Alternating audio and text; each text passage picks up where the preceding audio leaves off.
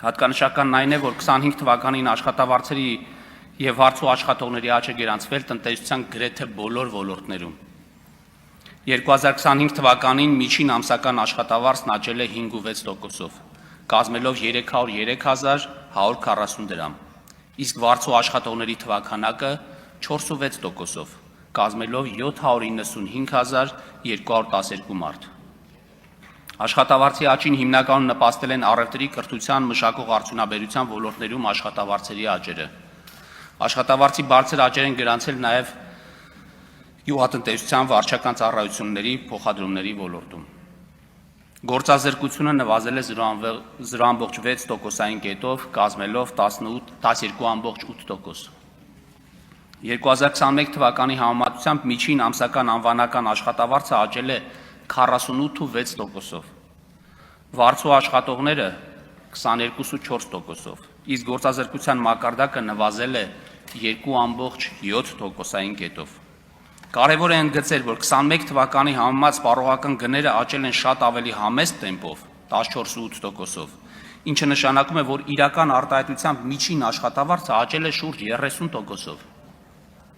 2025 թվականին միջին գնաճը գտնվել է թիրախային մակարդակին շուրջ եւ կազմել 3.3%։ Միջին աշխատավարձի աճը զուգորդվել է արտադրողականության բարձրացմամբ։ Եթե 21 թվականին մեկ զբաղվածի հաշվով ՀՆԱ-ն կազմում էր 6.4 միլիոն դրամ, ապա 2025 թվականին այն հասել է 9.6 միլիոն դրամի։